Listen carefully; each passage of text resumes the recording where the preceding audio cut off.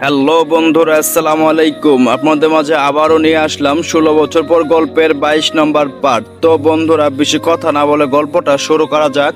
আদি এখন চট্টগ্রামে একটা ভার্সিটিতে পড়ে, আর বাদলও বেশ ভালোভাবে কাজ করে সুনাম আর প্রমোশন দুটোই অর্জন করে চলেছে। এর মধ্যে ঘটে যায় দুর্ঘটনা। সেদিন সকালে দুজনে ব্রেকফাস্ট করে বাদল একটা কেসের উদ্দেশ্যে বেরোনোর জন্য তৈরি হয়, আর আদি ভার্সিটির উদ্দেশ্যে। আদি জানতো আজ তার বাবাই যে অপারেশনের উদ্দেশ্যে যাচ্ছে এটা অনেক ভয়ঙ্কর, আর তাই সে অনেকবার বাধা দিয়েছে না যাওয়ার জন্য। আদি বলল, আচ্ছা বাবাই, আজকে কি যেতেই হবে? বাদল বলল, আদি বলল, আচ্ছা তুমি কেন বুঝতে পারছো না বলো, এটা অনেক রিস্ক হয়ে যাবে। বাদল একটু মুচকি হেসে, ঝুঁকি ছাড়া জীবন চলে নাকি? আদি বলল, কিন্তু জেনে শুনে এরকম একটা মারাত্মক ঝুঁকি আমি তোমায় নিতে দিতে চাই না, প্লিজ বোঝার চেষ্টা করো। বাদল বলল, শোনো, মানুষের জীবনটা এমন ঝুঁকি নিতে যারা ভয় পায় তাদের কি বলে জানিস? কাপুরুষ। তুই কি চাস তোর বাবাই কাপুরুষ হোক? আদি বলল, কিন্তু। বাদল বলল, কোনো কিন্তু নয়, আর আমি তো এর আগে অনেক সময় ঝুঁকি নিয়েছি, আমার কিচ্ছু হবে না। আদি বলল, তুমি আমার কথা শোনো প্লিজ। বাদল বলল, এসে শুনবো, এখন আমার বেরোতে হবে, তুই সাবধানে যাস, কেমন বাই? বলে বাদল বেরিয়ে যায়, আর আদি মাথায় হাত দিয়ে বসে পড়ে। তার অনেক টেনশন হচ্ছে, তার মনের মধ্যে একটা ভয় কাজ করছে, কিচ্ছু ভালো লাগছে না, আর তাই সে আজ বাসায় রয়ে গেল। অনেক সময় পেরিয়ে গেল, আদি শুধু ছটফট করছে, কোথাও সে শান্তিতে বসতে পারছে না। দেখতে দেখতে দুপুর গড়িয়ে বিকেল হয়ে গেল। আদি বারবার ঘড়ি দেখছে। কিছুক্ষণ পর বাসার টেলিফোনটা বেজে ওঠে। আদি বলল, হ্যালো। অপর পাশ থেকে আদি বলল, কি? অপর পাশ থেকে আদি বলল, বাবা কোথায়? অপর পাশ থেকে তার ঠিকানাটা দিল। আদি বলল, আচ্ছা আমি আসছি, এক্ষুনি আসছি। ফোনটা ফেলে দিয়ে আদি বেরিয়ে পড়ে বাইক নিয়ে। হাসপাতালের সামনে এসে বাইকটা থামায় সে। এখানে বেশ ভিড় জমে আছে, সাধারণ জনগণের থেকে সাংবাদিকের সংখ্যা অনেক বেশি। সবার ভিড় ঠেলে আদি ঢুকে যায় ভিতরে। কেবিনের বাইরে আরো অনেক সাংবাদিক আছে, সাথে আছে পুলিশ, আর্মি, প্রশাসনের অনেক লোক।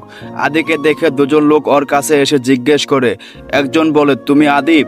আদি বলল, ওরা আদিবের সাথে টুকটাক কথা বলে এর মধ্যে ভিতর থেকে ডাক্তার বেরোয়। ডাক্তার বলল, আপনাদের মধ্যে আদিব কে? আদিব বলল, আমি ডাক্তার, আমি। বাবা ঠিক আছে তো? কি হলো, চুপ করে আছেন কেন, বলুন কিছু। ডাক্তার বলল, আপনি ভিতরে যান। ডাক্তার বলতে দেরি হয়, আর আদি ডাক্তারকে ঠেলে ভিতরে ঢুকতে দেরি হয় না। ভিতরে ঢুকে দেখতে পায় তার বাবা বেডে শুয়ে আছে। আদিকে দেখে বাদল তার মুখ থেকে অক্সিজেনটা খুললো। বাদল বলল, আদি? আদি বলল, খুব শান্তি লাগছে এখন, তাই না? বাদল বলল, রাগ করিস না বাবা। আদি বলল, আমার কোনো কথাই তো তুমি শুনো না। বাদল বলল, দেখো বাবা, আমি বলে বেরিয়েছিলাম এটাই আমার লাস্ট কেস, আর দেখো এটাই হলো। আদি বলল, তুমি সব সময় বেশি বোঝো। বাদল বলল, আদি আর বাদল এভাবে অনেক কথা বলে। বাদল আদিকে অনেক কিছু বোঝায়, নিজের সব কিছু অনেক আগে আদির নামে করে দিয়েছিল, তাই এখন আর নতুন করে দেওয়ার কিছু নেই। বাদল বলল, আদি, আমার একটা ইচ্ছে পূরণ করবি বাবা? আদি বলল, একটা ইচ্ছে? তুমি তো আমায় সে ছোট্ট বেলায় অনাথ করিয়ে নিয়ে এসেছিলে, তারপর থেকে তো আমার সব ইচ্ছে পূরণ করেছো বাবা, তাহলে এমন ভাবে কি করে আবদার করতে পারো? বাদল বলল, আদি, আমার তো সময় শেষ। আদি একদম চুপ, কোনো কথা বলবে না, কিচ্ছু হবে না তোমার। বাদল বলল, আচ্ছা ঠিক আছে, তোর কথা মানলাম, কিন্তু যদি হয়ে যায় তাহলে আমার ইচ্ছাটা রাখবি? আদি বলল, আবার? বাদল বলল, বল না বাবা। আদি বলল, ঠিক আছে বলো। বাদল বলল, তুই জানিস না আমি যেই পদটায় আছি সেটা কার? আদি বলল, তোমার পদ তোমারই তো হবে। বাদল বলল, না। আদি বলল, মানে? তাহলে কার? বাদল বলল, আমার বাবার। আদি বলল, তাহলে তো হয়েই গেল। বাদল বলল, তবে একটা কথা আছে যেটা তোকে কোনোদিন বলিনি, জানিস তো? আদি বলল, কি কথা? বাদল বলল, বাবাইও না, আমার নিজের বাবা ছিলেন না। আদি বলল, কি? বাদল বলল, উনিও আমাকে কুড়িয়ে পেয়েছিলেন, আমাকে এনে নিজের ছেলের মতো মানুষ করেছেন। বাদলের কথা শুনে আদি পুরো অবাক হয়ে গেছে। সে আদির কোনো উত্তরে অপেক্ষা না করে আবার বলা শুরু করলো। বাদল বলল, তুই জানিস আমি কেন বিয়ে করিনি? আদি বলল, কেন? বাদল বলল, কারণ আমার বাবা যখন আমাকে কুড়িয়ে পায় তখন তিনিও অবিবাহিত ছিলেন। আমাকে পাওয়ার পর উনি আমাকে নিজের ছেলে বলে পরিচয় দেন, আর কোনোদিন বিয়ের কথা চিন্তা করেননি।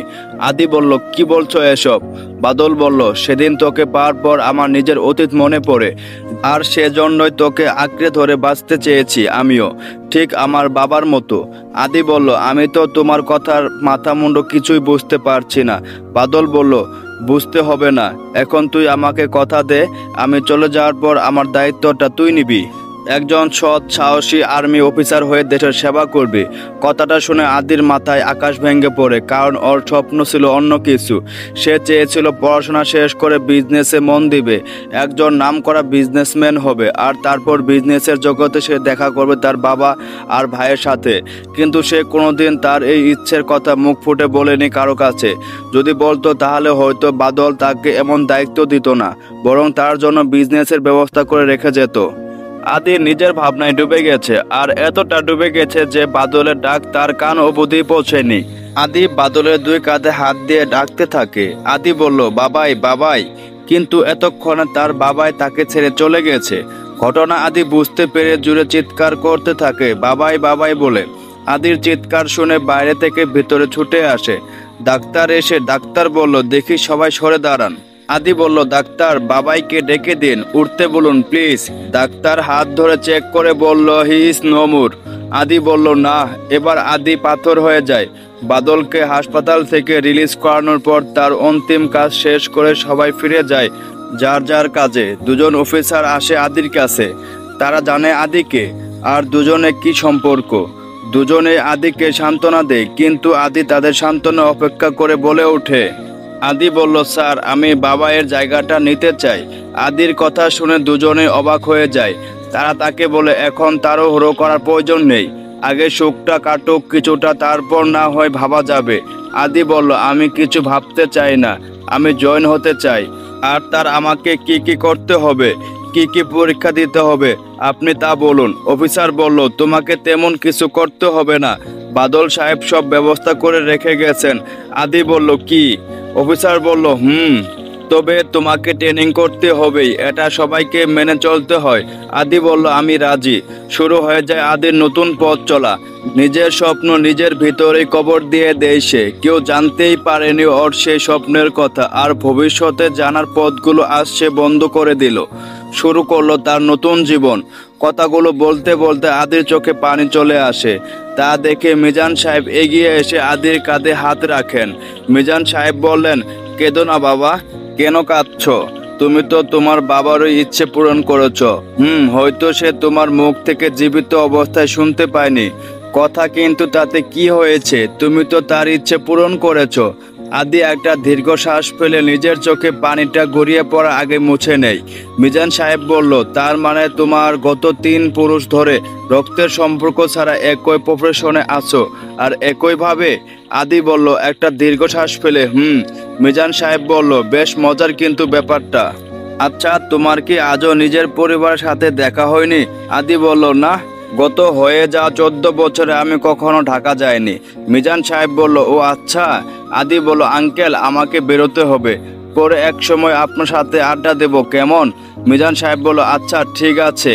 আদি বেরিয়ে যায় হোটেল থেকে, আর মিজান সাহেব বসে বসে ভাবতে থাকেন আদির বলা কথাগুলো। ওনার একবার ইচ্ছে হয় আফজাল সাহেবকে, মানে আদির বাবাকে, এই সুখবরটা দিতে। উনি আদির খোঁজ পেয়েছেন, কিন্তু পরক্ষণে আদির বারণ করে গেছে ভেবে আর বলেন না। কি অদ্ভুত ব্যাপার, গত 3 পুরুষ ধরে একই ঘটনা কাকতালীয় ভাবে ঘটে গেল। আচ্ছা, আদির জীবনটাও কি এভাবেই যাবে নাকি? কাকতালীয় ব্যাপার আর ঘটবে না। এগুলো ভাবতে ভাবতে দরজায় কেউ নক করলে মিজান সাহেব ভাবনার জগৎ থেকে বেরিয়ে আসেন। মিজান সাহেবের সাথে আদির পরিচয় হয়েছে প্রায় 2 বছর হতে চলল। এর মধ্যে দুজনে অনেকবার দেখা করেছে, কথা বলেছে। মিজান সাহেব কিছুদিন পর পর চট্টগ্রামে আসেন। ওনার চট্টগ্রামে আসতে ভালোই লাগে। আদির সাথে দেখা হয়, তার নিজের কাজও হয়। আজ 2 দিন হলো মিজান সাহেব চট্টগ্রাম থেকে ঢাকা ফিরছেন। এতদিন সেখানেই ছিলেন। মিজান সাহেব নিজের কম্পিউটারে কিছু একটা করছিলেন, এমন সময় ওনার ফোনটা বেজে ওঠে। মিজান সাহেব ফোনটা ধরে বললেন, হ্যালো। আদি বলল, হ্যালো আঙ্কেল। আঙ্কেল বলল, হ্যাঁ বলো আদি, কি খবর? আদি বলল, খবর ভালো, আপনি কেমন আছেন? আঙ্কেল বলল, আমিও মোটামুটি ভালো আছি। তা হঠাৎ কি মনে করে? তুমি তো কখনো নিজে থেকে কল দাও না। আদি বলল, আঙ্কেল আপনার একটা সাহায্য আমার প্রয়োজন। আঙ্কেল বলল, কি সত্যি? আমি ঠিক শুনছি তো? আদি বলল, আঙ্কেল। আঙ্কেল বলল, তা বলো তোমার আঙ্কেল তোমাকে কিভাবে সাহায্য করতে পারে? আদি বলল, আঙ্কেল আমায় একটা বিশেষ কাজে ঢাকায় আসতে হবে। আঙ্কেল বলল, ওহ সে তো ভালো কথা, কিন্তু তুমি না বললে তুমি জীবনে কোনোদিন ঢাকাতে আসতে চাও না?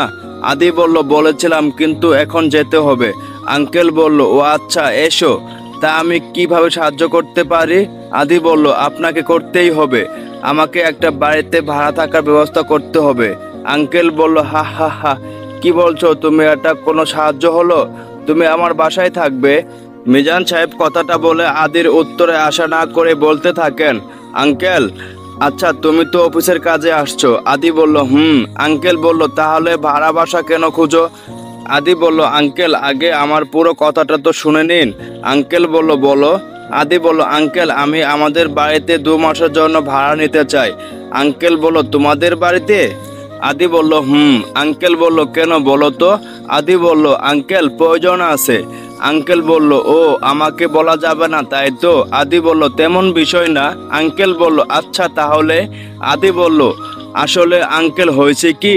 তারপর আদি পুরো ঘটনা খুলে বলে সে চট্টগ্রামে বসে খোঁজ নিয়ে জানতে পেরেছে 2 মাস বাদে তার বোনের বিয়ে। আর সে যেহেতু এখন ঢাকাতে যেতে বাধ্য, তাই বোনের বিয়েটা মিস করতে চায় না।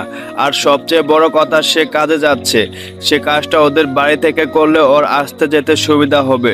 সব শুনে মিজান সাহেব বললেন, আঙ্কেল, তাহলে এই ব্যাপার? আদি বলল, আঙ্কেল। আঙ্কেল বলল, ডোন্ট ওয়ারি, আমি সব ব্যবস্থা করে দেব। আদি বলল, thank you so much uncle, এখন রাখি, একটু কাজ আছে। আদি ফোনটা কেটে টেবিলে ফোন রেখে কিছু একটা কাজ করতে যাবে, এমনই ফোনটা আবারও বেজে ওঠে। আদি বলল, এখন আবার কে? কথাটা বলে ফোনটা হাতে নিয়ে দেখতে পায় তার সিনিয়র অফিসারের নাম্বার।